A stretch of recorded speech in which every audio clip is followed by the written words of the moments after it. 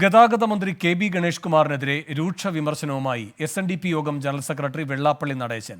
സ്വന്തം തട്ടകത്തിലല്ലാതെ ഒരിടത്തും ഗണേഷ് കുമാർ ജയിക്കില്ല. സ്വഭാവശുദ്ധിയില്ലാത്തയാളാണ് ഗണേഷ് കുമാർ.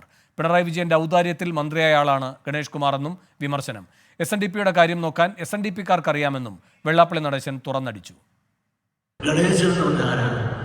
ഈ പിണറായിയുടെ ഔദാര്യത്തിൽ ഇപ്പോൾ മന്ത്രിയായ സ്വന്തം തട്ടന്നല്ല വേറെ ഏതെങ്കിലും സ്ഥലത്ത് നിന്ന് ജയിക്കാൻ വല്ല സാധ്യതയുണ്ട്.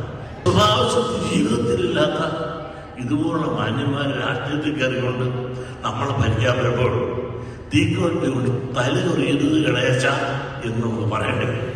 അയാളുടെ സമുദായത്തിൽ നോക്കട്ടെ, എന്റെ സമുദായത്തിൽ നന്നാക്കാൻ എന്നെ കുറിച്ച് എന്റെ സമുദായത്തിലുള്ളവർ പറയട്ടെ. ശ്യാംകുമാർ കൊച്ചിയിൽ നിന്ന് കൂടുതൽ വിവരങ്ങളുമായി ചേരുന്നു. ശ്യാംകുമാർ, എന്താണ് വെള്ളാപ്പള്ളി നടേശനെ പ്രകോപിപ്പിച്ചത്?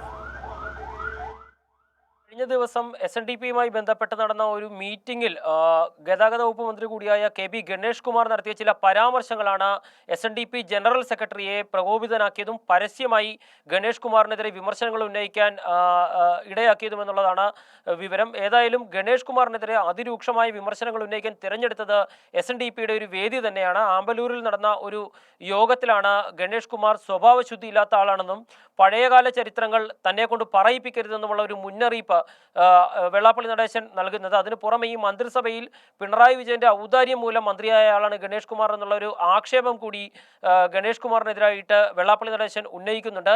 ഇതിൽ കൂടുതൽ കാര്യങ്ങൾ പറയാനുണ്ട്. പക്ഷേ ഗണേഷ് കുമാർ സ്വന്തം സമുദായത്തിലെ കാര്യം നോക്കാതെ SNDPയുടെ കാര്യം നോക്കി വന്നാൽ ഇനി അത് പറയേണ്ടി വരുമെന്നുള്ളൊരു കാര്യം കൂടി പരസ്യമായി ആ വേദിയിൽ വെച്ച് പറഞ്ഞ ശേഷമാണ് വെള്ളാപ്പള്ളി നടേശൻ പ്രസംഗം അവസാനിപ്പിച്ചത്. ഏതായാലും ഗണേഷ് കുമാർ SNDPയുടെ കാര്യങ്ങളിൽ ഇടപെടുന്നതിലെ അതൃപ്തിയാണ് ജനറൽ സെക്രട്ടറി വെള്ളാപ്പള്ളി നടേശൻ ഇന്നലെ പരസ്യമായി വ്യക്തമാക്കിയത്.